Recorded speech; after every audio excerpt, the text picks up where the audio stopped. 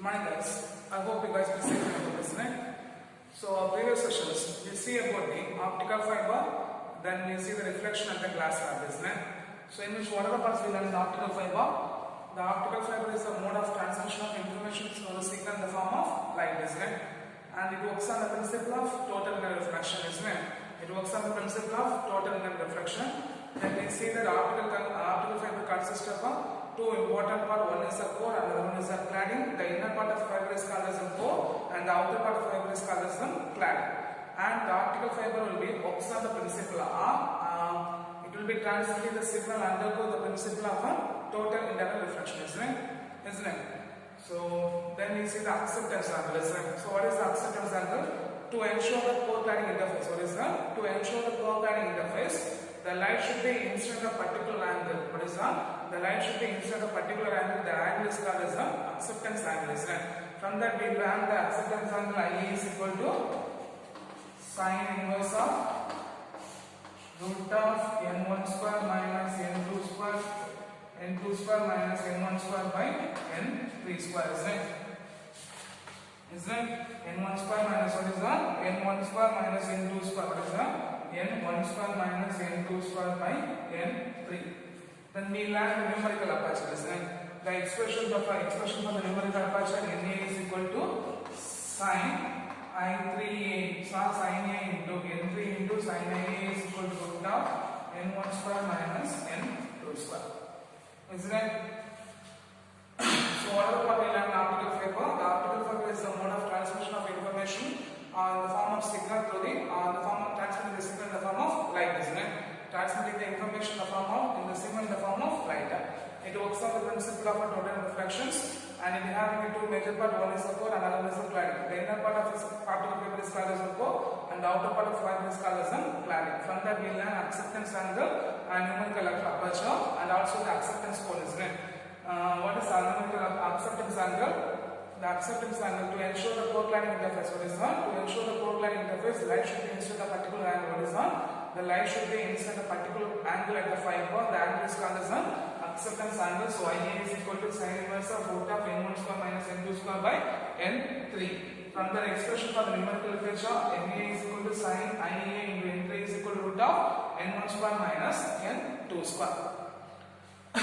Afterwards, we will see that the reflection of a glass slab. From this reflection of a glass slab, we find the relative displacement. What is that? We find the lateral displacement L is equal to what is that? We find the lateral displacement L is equal to 2 T into sine of I minus R by cos R. We learn sine of I minus R by cos R. So the lateral displacement will be directly proportional to the thickness of a glass slab, isn't it? The lateral displacement will be directly proportional to the thickness of a glass slab. So these are the part we see in the previous sessions. In today's sessions we are going to see the refractions at a simple spherical surface. So for this much we learn reflection at a plane surface, isn't it? This much we learn the refraction at a plane surface, and today's sessions we are going to see about the refraction at a single spherical surface. Okay, so the refraction of the spherical surface, what is that? The refraction of the spherical surface will be separated by the two transparent media. Okay, what is that? The refraction of the spherical surface will be separated by the two spherical surfaces. The refractions will be take place at the spherical surface between two transparent media. Okay, in which the law of refractions, what is that? The law of refractions will be good at every point on a spherical surface. Okay, so what's the first point? The refraction, because this much till the previous sessions we learned the refractions at a plane surface only we will learn. Then today's sessions we are going to see about the refraction at the single spherical surface. So the refraction will be take place at the refraction take place at the spherical surface will be separated by two transparent media. Okay. So the law of refraction will be good at hold at every point on a single spherical surface. Okay. So what is law of refraction? What is law of refraction? The incident ray, the refracted ray, normal the point of incidence of coplanar. The second one, what is second point? The ratio of angle of incidence to the angle of refraction is equal to the sine of refractive index of a second medium to the refractive index of a first medium. That's called as the Snell's law. In which, assuming the spherical surface is separated the two medium N1 and N2. Okay, here we write tangent line. Okay, the normal at the point of instance at any point on a spherical surface. What is the normal at any point on a, because we are assuming a point, the normal ray at the point of instance at any point of a spherical surface is perpendicular to the tangent to the line. Is perpendicular to the tangent to the line. Okay, and it will be passing towards, what is that? The normal ray will be passing towards the center of curvature. So assuming this will be center of curvature, this will be a principal axis or the pole of curve. Okay, so we assuming a point here. We assuming a point here.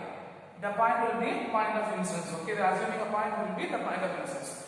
So the normal ray at the point of instance is perpendicular to the tangent to the spherical surface, and the normal ray will be passing towards the center of curvature.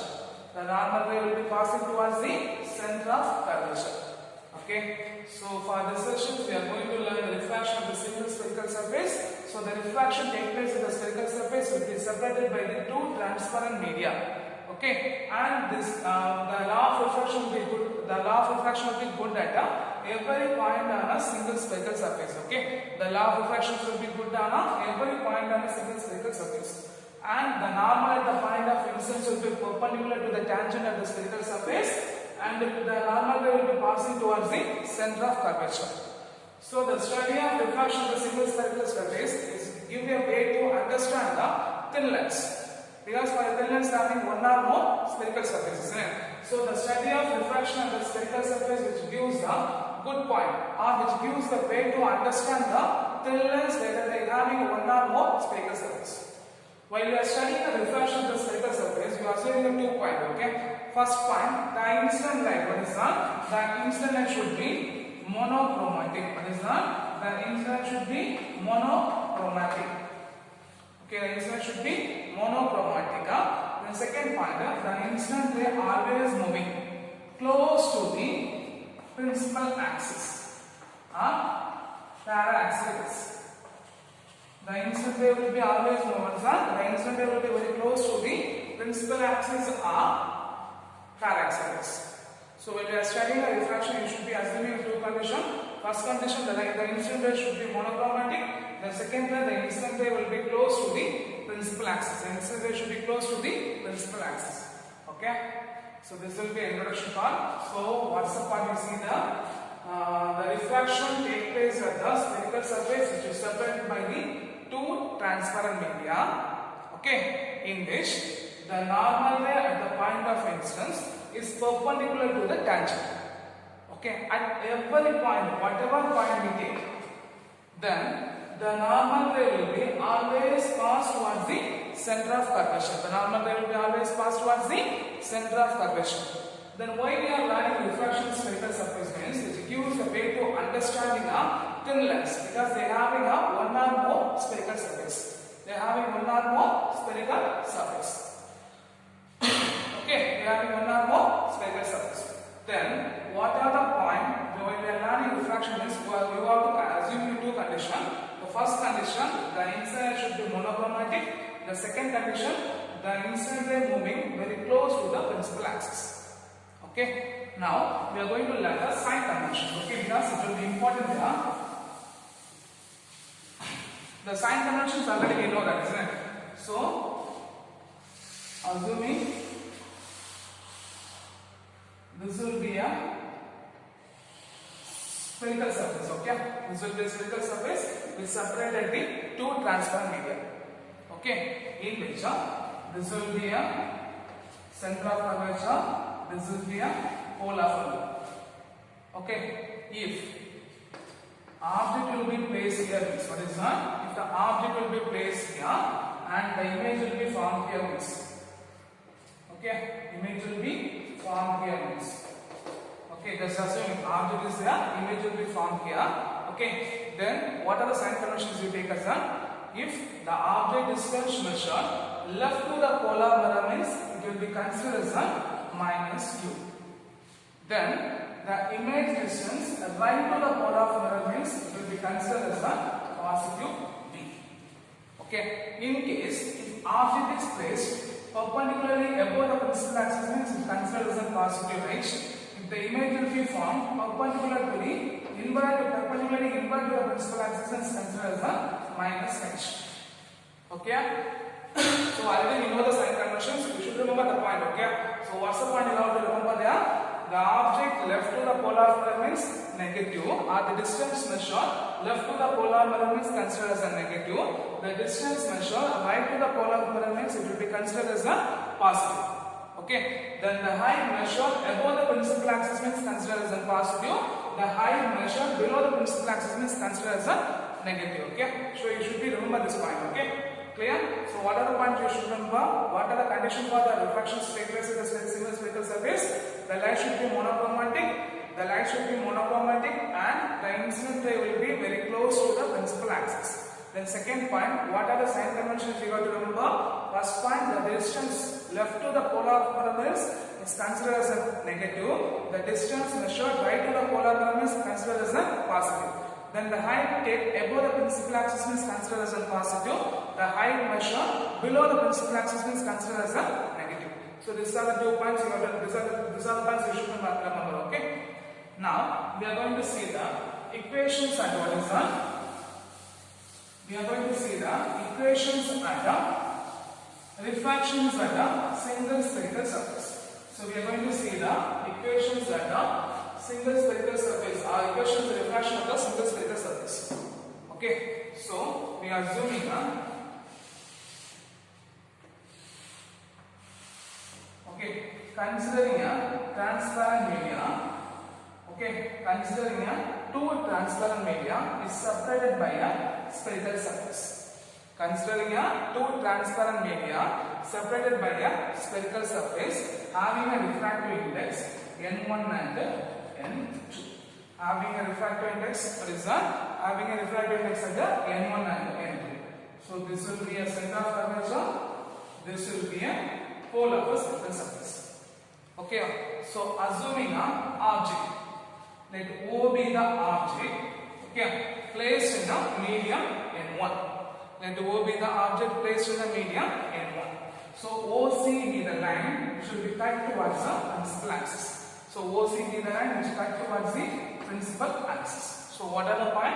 Considering a transparent media separated by the spherical surface, having a refractive, considering a transparent media separated by the spherical surface, having a refractive index n1 and n2. Let the C be the center of curvature, P be the pole of mirror. Let the object is placed in the transparent media having a refractive index n1. So OC be the line, or OC be the line cut towards the principal axis, cut towards the pole of a mirror. Okay, now let O be the ray of light incident at the point N. O be the ray of light incident at the point N. So the normal will be drawn. What is that? The normal will be drawn, which will be passing towards the center of curvature. Okay. So light from the object O fall at the point of instance N at the spherical surface. So the normal ray will be drawn, which will be passing towards the center of curvature.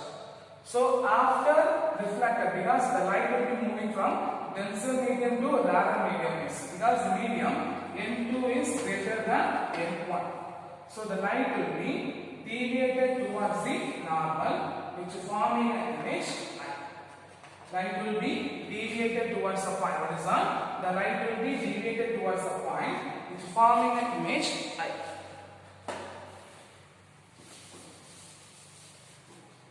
So here,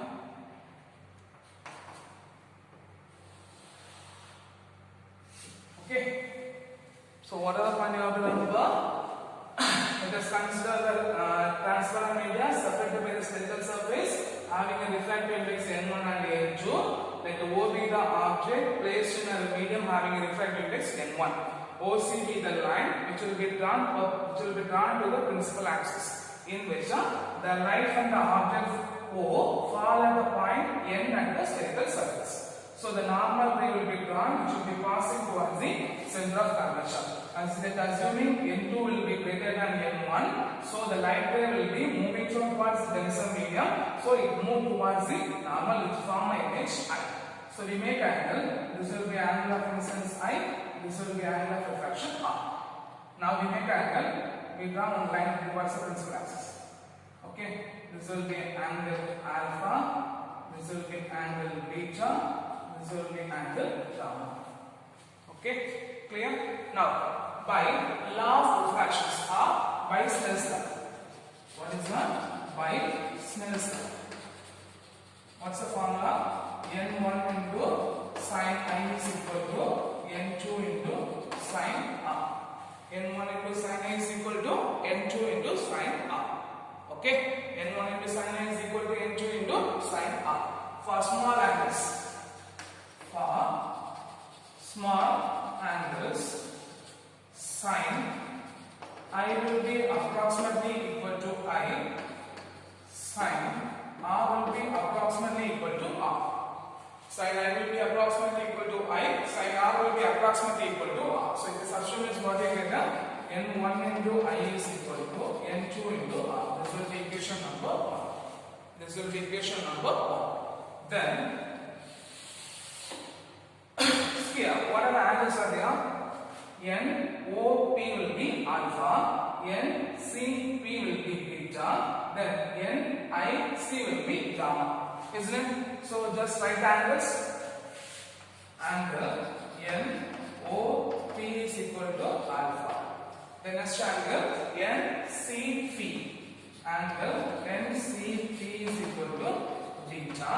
The next angle NIP. Okay, NIP is equal to gamma. Okay, NIP is equal to gamma. Clear? Clear. Now, from this angle, we are going to find the value of tan alpha. So, tan alpha is equal to, what's the value of tan alpha? Opposite side by adjacent side. So, what we get? Pn by Po. Okay, then you write the angle of tan beta. Tan beta, what we get? Angle is the opposite side by adjacent side. So Pn by Pc. Pn by Pc. The next one is the tan gamma is equal to. What is that? Tan gamma is equal to. What's the angle? Angle is the opposite side by adjacent side. So Pn by Pi. Right? Pn by Pi. Similarly, also here right for small angles.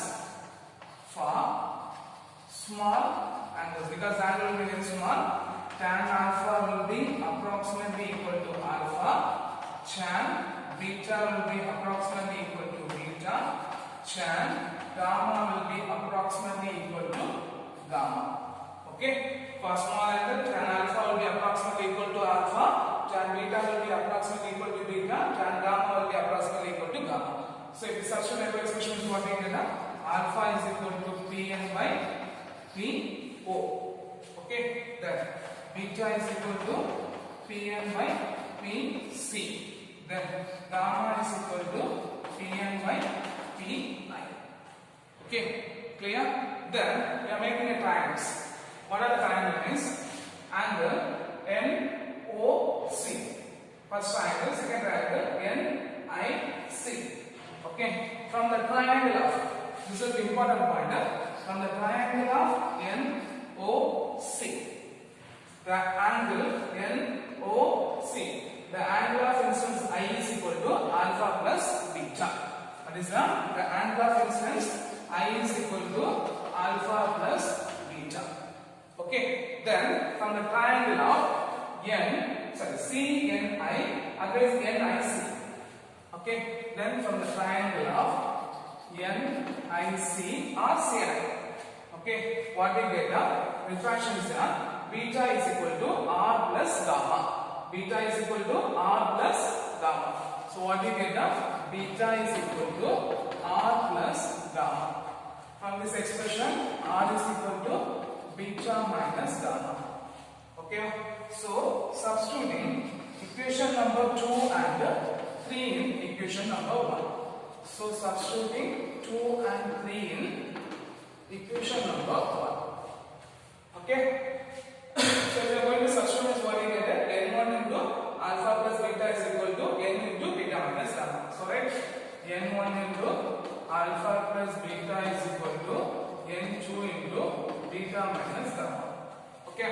multiply the term. N1 alpha plus N1 beta is equal to N2 beta minus N2 gamma. Okay. So here we are going to rearrange the term. Okay. What is now? We are going to rearrange the term. So N2 will be moved to here. N1 will be moved there. Okay. So what is the equation? N1 into alpha plus N2 into gamma is equal to N2 into beta minus N1 into beta. Okay. Clear? Clear.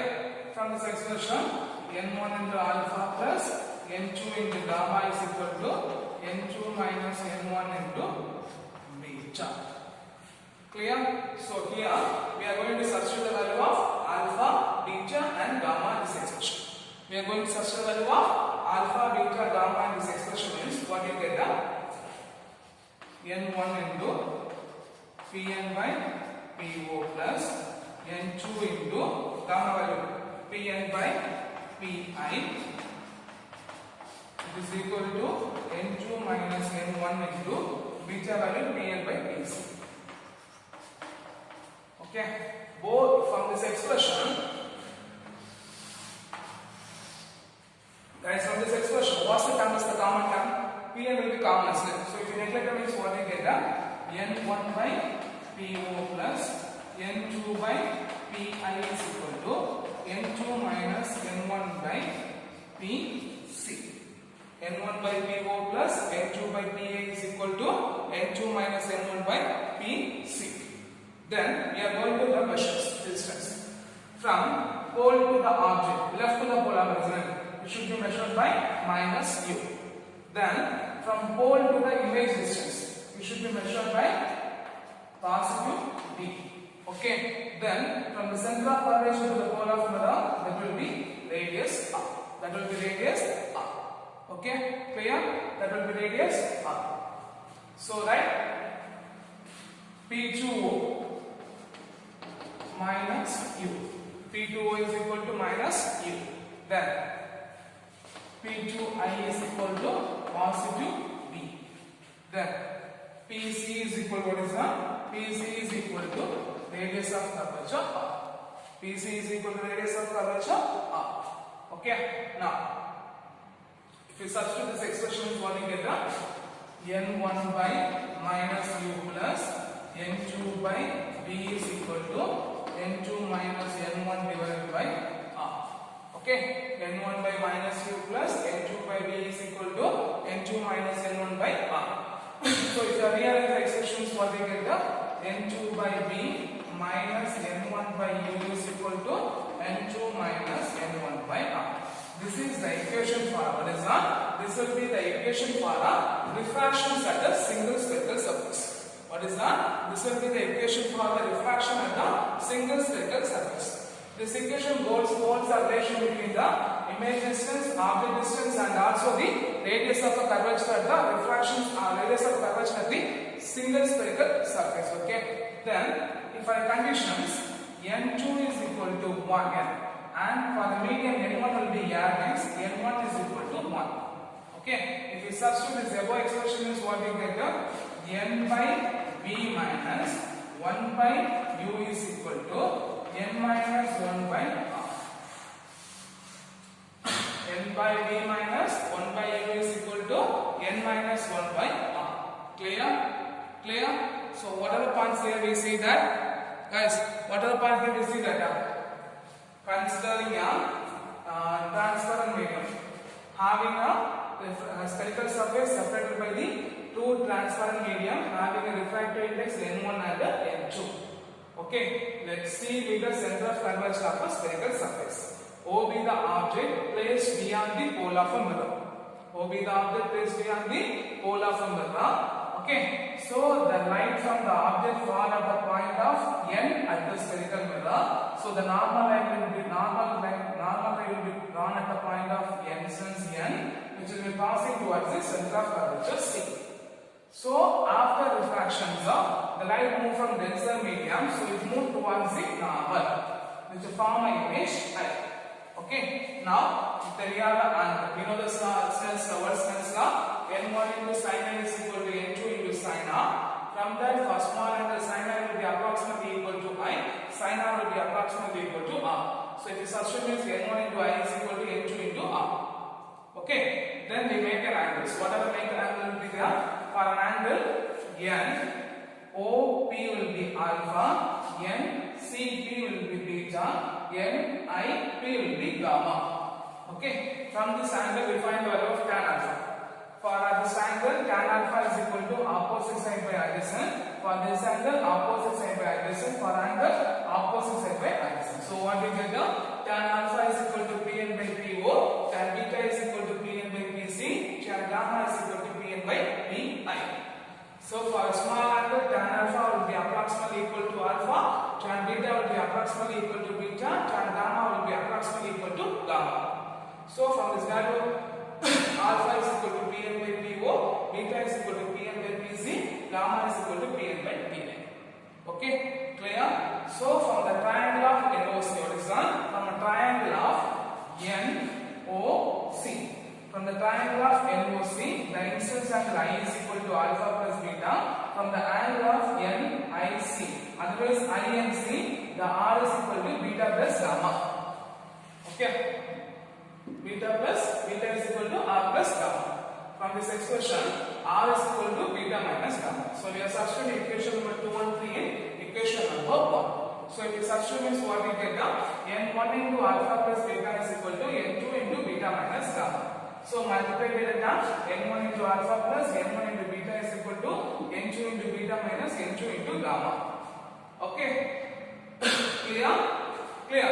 Then we rearrange that. So N1 into alpha plus N2 into gamma is equal to N2 into beta minus N1 into beta. Okay, from this expression N1 into alpha plus N2 into gamma is equal to N2 minus N1. Beta is a common term, N2 minus N1 into beta. Then we substitute the value of alpha, beta, gamma in this expression. We neglect the common term. So what are the common terms should be neglected? Pn will be neglected. So what we get? N1 by Po plus N2 by Pi by N2 minus N1 by Pc. Now we are going to measure the distance. If the distance measured from left to the polar mirror is negative, so pole to the object will be minus of u. Then pole to the image will be plus of v. Then pole to the center of curvature will be radius of curvature r. So PO is equal to minus u, PA is equal to positive v, PC is equal to r. So we substitute there. We arrange them n2 by b minus n1 by u is equal to n2 minus n1 by r. So this equation hold the relations between the image distance, object distance and the radius of curvature. Okay. Then if a medium, the first medium will be n, n1 is equal to 1, n2 is equal to 1. Then if you substitute the n by b minus 1 by u is equal to n minus 1 by r. So this will be the equations of the single spherical surface. Okay, clear?